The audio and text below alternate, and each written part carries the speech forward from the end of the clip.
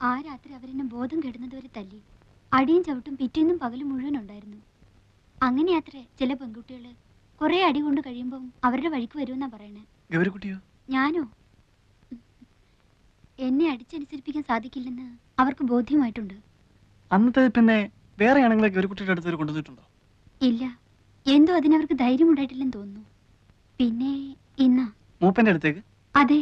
ആര് പറഞ്ഞു? പറഞ്ഞു കേട്ടു. ആരേ മൂപ്പൻ? മാപ്പിളാരുടെ അടുത്ത് ദൈവാത്രേ. അയാള് പറയുന്ന കേട്ട് നിൽക്കാൻ കുറെ ആൾക്കാരും. ഒരുപാട് സ്വത്തുള്ളൊരു തന്ത. ഞാൻ വന്ന ദിവസം അയാളുടെ ആൾക്കാർ വന്ന അത്രേ എന്നെ കൂട്ടിക്കൊണ്ട് ചെല്ലാൻ. ഞാൻ പോയില്ല. അന്ന് തുടങ്ങി ഇവിടെ സ്വൈര്യമില്ലാണ്ടായി. രാത്രിയിൽ കുത്തും വെട്ടും. ഇവിടെ വരുന്നവരൊക്കെ ആദ്യം അയാളെ ചെന്ന് കാണണമെന്നാണത്രേ. ഇന്ന് ഞാനായിട്ട് പോയതല്ല, ചതിച്ചുകൊണ്ട് കേറ്റുകയായിരുന്നു കള്ളത്തി സ്ത്രീ. ആ തന്തയുടെ മനസ്സ് അലിഞ്ഞിട്ടാണെന്ന് തോന്നുന്നു ഇന്ന് ഞാൻ രക്ഷപ്പെട്ടു. 2 ദിവസം കഴിഞ്ഞ് വീണ്ടും കൊണ്ടു ചെല്ലാമെന്ന് വാക്കുകൊടുത്തിട്ട് പോന്നിരിക്കാത്രേ. ഞാൻ പോവില്ല. പോയില്ലെങ്കിൽ അയാളെ വീണ്ടും മാപ്പിളാരെ ഇളക്കി വിടും. ഇവിടെ ആരും വരാൻ സമ്മതിക്കില്ലെന്നാ പറഞ്ഞിരിക്കണേ. ആര്? മാപ്പിളാര്. എന്റെ പേര് ഹിലാൽ എന്നാണ്. മാപ്പിളയാ?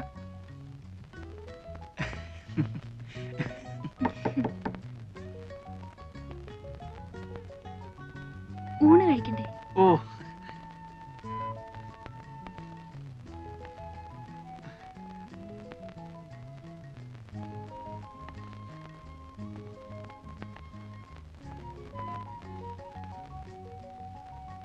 ഊണ് കഴിഞ്ഞിട്ട് ഗൗരിക്കുട്ടിക്ക് എന്നെ കാണാവോ? അല്ല, ഞാൻ ഉറപ്പൊന്നും പറയുന്നില്ല. നിങ്ങൾക്ക് എന്നെ എങ്ങനെയെങ്കിലും ഒന്നീ വളപ്പിന് പുറത്താക്കി തരാൻ കഴിയുമോ? എങ്കിൽ ഞാൻ രക്ഷപ്പെട്ടോളാം. ഞാൻ നോക്കാം. എന്നാലാവുന്ന പോലെ ഞാൻ നോക്കാം. നുണ പറയരുത്. നിങ്ങളോട് ഇക്കാര്യത്തിൽ ഞാൻ നുണ പറയില്ല. ആണയിടണം. അള്ളായാണ് എന്റെ ദൈവം. വരൂ, ഊണ് കഴിഞ്ഞിട്ട് കാണണം. വക്കീലേ, ഗോപി, ഗോപി, ഗോപി, എന്താ ഇവൻ ഉറങ്ങിയോ ചത്തോ? ഗോപി,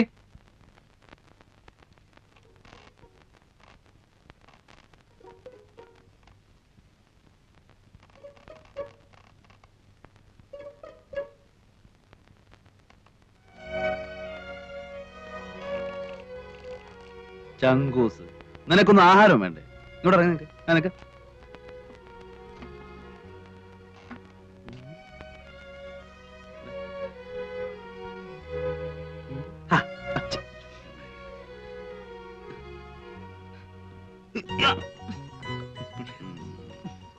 എവിടെ പെണ്ണുമ്പിള്ള? എങ്ങനെ മുടി പിന്നീടിച്ചോ? അത് ചുമ്മാ വക്കീലത്തിന്റെ മോഹം കണ്ടാ അറിയാലോ. എന്താ അത്? അതോ, വക്കീലിനൊരു പെണ്ണിനെ അങ്ങ് ഇഷ്ട പിടിച്ചു എന്നുണ്ടെങ്കിൽ അപ്പൊ അവളുടെ മുടി 2 ആയിട്ട് പിന്നീടിപ്പിക്കും. മൂപ്പരുടെ ആദ്യത്തെ കാമുക അങ്ങനെയായിരുന്നു അത്രേ. പക്ഷെ ഒന്നുണ്ട് കേട്ടോ, അങ്ങനെ എങ്ങനെയൊന്നും പുള്ളിക്ക് പിടിക്കൂല. എവിടെ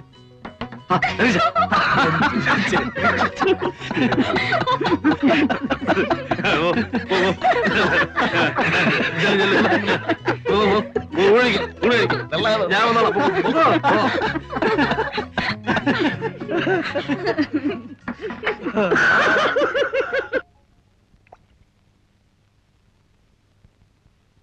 തനിക്കെന്താ തോന്നുന്നേ? ഓ, എന്ത് തോന്നാനാ? ഇവളുമാർക്കല്ല ഇതുപോലെ ഓരോ കഥ പറയാനുണ്ടാവും. ഇത് കഥയല്ല വക്കീലേ. അല്ല,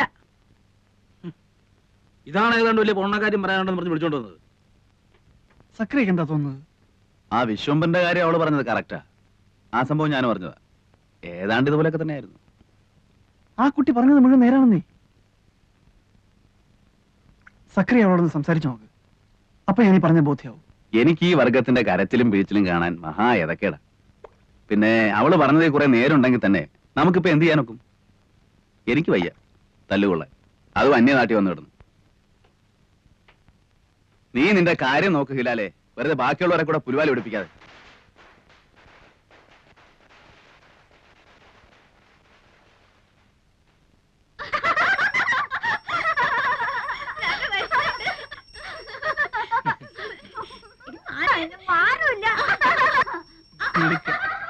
എന്റെ മോനാ അത്. അതെ മാഷേ. അതിന് മേനോ കല്യാണം കഴിച്ചാണോ? പിന്നെ എനിക്കും ഇല്ലേ എന്റേതായ പ്രാരാബ്ദങ്ങള്. 2 കുട്ടികള്. ഇളയവള് ഈ കൂട്ടത്തിലുണ്ട്. ഇവരിവിടെ തന്നെയാണ് വളരുന്നത്? ഹേയ്, ഞാൻ രാവിലെ വരുമ്പോ കൂട്ടിക്കൊണ്ടിങ്ങ് പോരും. മോന് സ്കൂളില്ലാത്ത ദിവസവും ഇങ്ങോട്ട് പോരാറുള്ളൂ. ഈ കുട്ടികളുടെ അമ്മയും ഛേ, അവക്ക് ഈ പടി കയറുന്നതിന് അത്ര ഇഷ്ടമല്ല. എനിക്കും അതത്ര പിടുത്തമല്ല. പിന്നെന്തിനാ പിള്ളേരെ ഇവിടെ കൊണ്ട് നിർത്തുന്നത്? ആഹാരം നടക്കുമല്ലേ? ഇറക്കാൻ പറ്റുമോ മാഷെ? ചാലക്കുഴിയിലെ മെന്നായി പോയില്ലേ? ഏയ്! ഏയ്!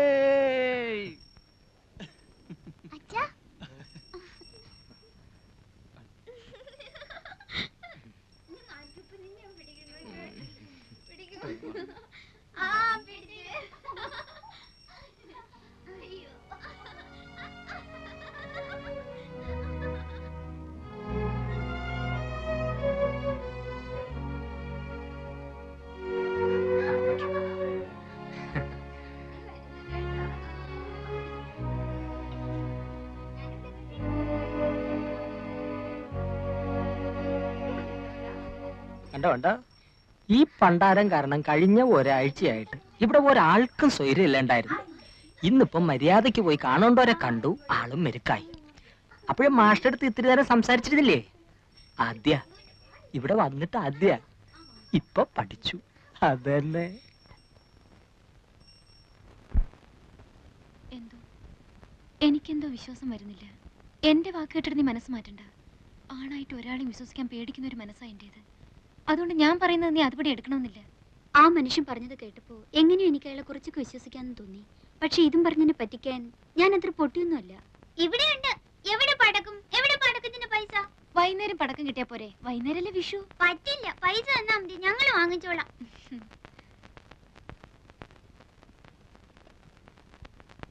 ഇപ്പൊ ഇതിന് വാങ്ങിയാ മതി. വൈകുന്നേരം ചേച്ചി അങ്ങാടിയിൽ അയച്ച് വേറെ വാങ്ങിപ്പിച്ചു തരാം. നിറയെ വാങ്ങി തരാന്ന് പറഞ്ഞില്ലേ? എന്റെ മോനും ഇന്ന് അവിടെ പൂത്തിരി കത്തിക്കുന്ന എഴുതിയിട്ടുണ്ട്. എവിടെ ദേവകേടത്തിന്റെ മോൻ? കോട്ടയത്തിനടുത്ത് ബോർഡിങ്ങില്.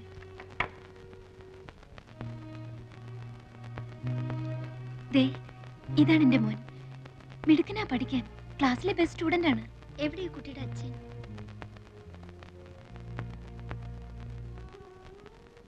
ഇതാ, ഇത് ഞാൻ അഴിച്ചു കളഞ്ഞിട്ടില്ല.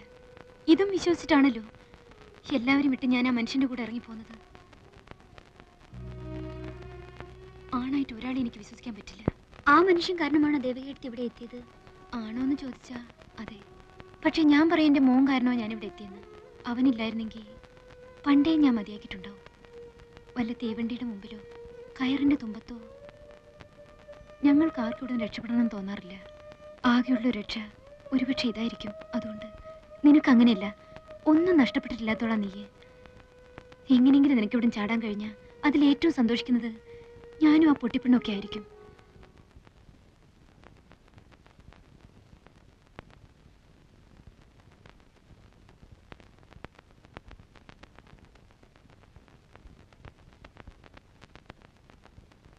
ആരാ അവിടെ?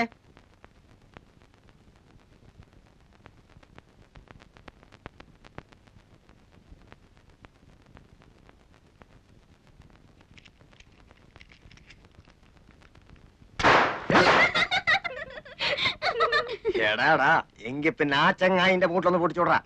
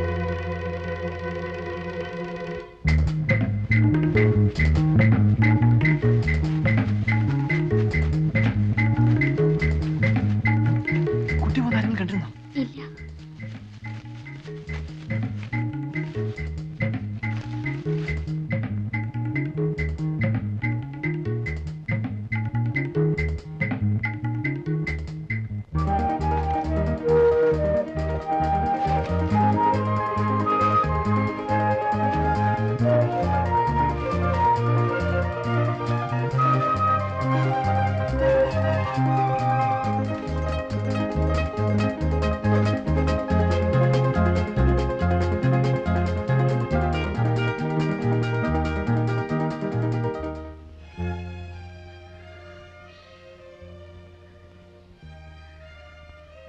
എത്തിച്ചെന്നാ മതിയല്ലോ.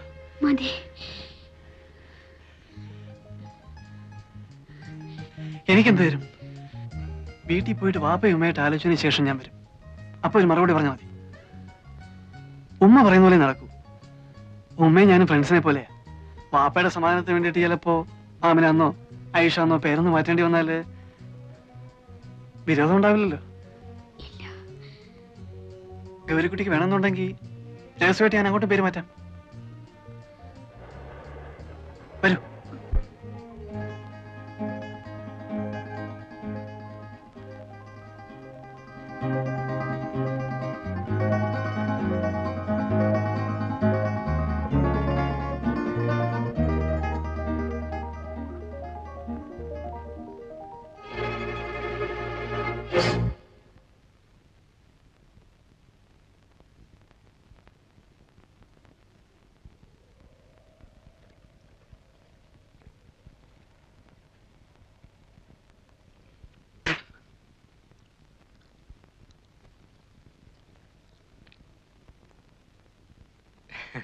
എങ്ങടാ മാഷേ?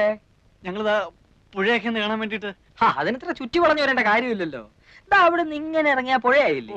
ഓ, എനിക്ക് വഴി പരിചയമില്ലാത്തോണ്ട്. വഴി പരിചയമില്ലെങ്കിൽ ഇവിടെ വെറുതെ നിന്ന് ചുറ്റി തിരിയണ്ട. അത് ഈ പെണ്ണിനെയും കൊണ്ട് ശരി, ഞങ്ങള് വീട്ടിൽ കൊണ്ടാക്കാം.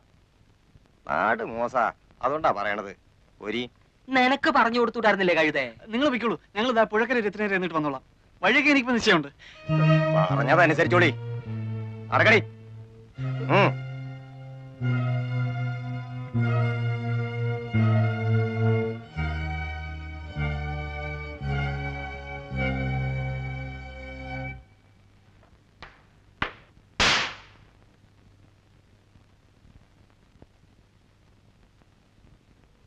എന്താ മേന്നെ ഉറക്കമെന്ന് വെച്ചാൽ ഉറക്കം തന്നെയാ. മേന്നെ, ഏയ് എന്തുറക്കമാണപ്പോ ഇത്? അല്ല നാരായണോ, ഇരിക്കുക. കൊറേ ആയല്ലോ, വിശേഷമൊന്നുമില്ലല്ലോ. എന്ത് വിശേഷം? അങ്ങനെ അങ്ങ് കഴിയുന്നു, കുടിച്ചും കുടിക്കാതെ. പണിക്കർക്ക് അസുഖമൊന്നുമില്ലല്ലോ. അസുഖേ പണിക്കർക്ക്? ഞാനിങ്ങോട്ട് പോരുമ്പോ ആനകളെ കുളിപ്പിക്കുന്നത് നോക്കാൻ പോണു. മൂപ്പരും കൂടും ആനയെ തേക്കാനും പിടിക്കാനും ഒക്കെ. ആഹാ, അവർക്കൊക്കെ എങ്ങനെ അസുഖം വരാനാ മേന്നെ? ആഹാരവും തേച്ചുകുളി എല്ലാം ഇപ്പോഴും കൃത്യമല്ലേ? അതുകൊണ്ട് എന്താ, മനസ്സ് 16 വയസ്സല്ലേ ഇപ്പോഴും? നമ്മളൊക്കെ ഒരു പ്രായ പറഞ്ഞിട്ട് എന്താ? അല്ലെങ്കിൽ തന്നെ മഹാഭാഗ്യവാനല്ലേ പണിക്കര്? മൂപ്പരുടെ ഭാഗ്യം ഇപ്പം നമുക്ക് ഭാഗ്യക്കേടായിട്ടാ തീർന്നിരിക്കുന്നത്. അതെന്താ നാരായണ താൻ അങ്ങനെ പറയുന്നത്? അങ്ങനെ പറയാൻ പാടുണ്ടോ? എന്നല്ല പറഞ്ഞത്, ഓരോ ജോലികൾ വന്ന് വീഴുന്നത് കാണുമ്പോ. ആ മോളെടുത്ത് ഒന്നിങ്ങോട്ട് വന്നി.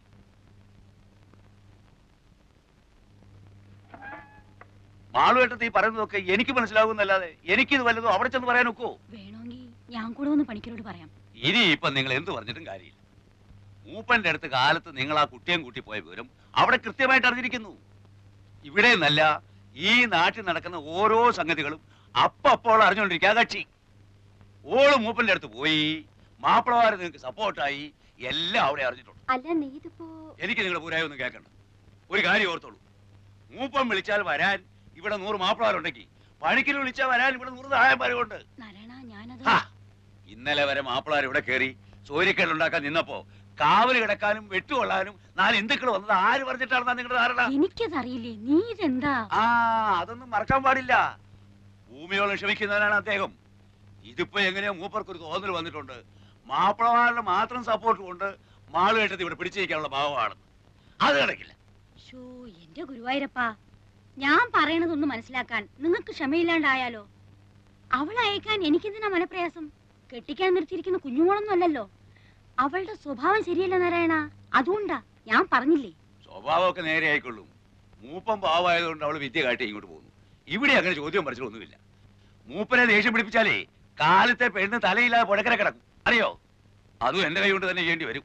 എന്റെ ഈശ്വര, അതല്ല, മാളുവേട്ടത്തെയാണ് ഇതിൽ സൂത്രം കളിച്ച് പെണ്ണിനെ പറഞ്ഞു വിടാതെ പിടിച്ചു നിർത്തിയിരുന്നെങ്കിൽ അതിനുള്ള വിവരം എന്താണെന്ന് വെച്ചാൽ അതും ഇന്ന് രാത്രി തന്നെ കക്ഷി ബോധ്യപ്പെടുത്തി തരും. ഞാൻ പറഞ്ഞില്ലെന്ന് വേണ്ട. അതിനുള്ള പുറപ്പാടാ അവിടെ. ഓഹോ, സപ്പോർട്ടുകാരെയല്ലേ ഒപ്പം തന്നെ താമസിപ്പിച്ചിരിക്കുക. ഒന്ന് നിർത്തണ്ട നാരായണ.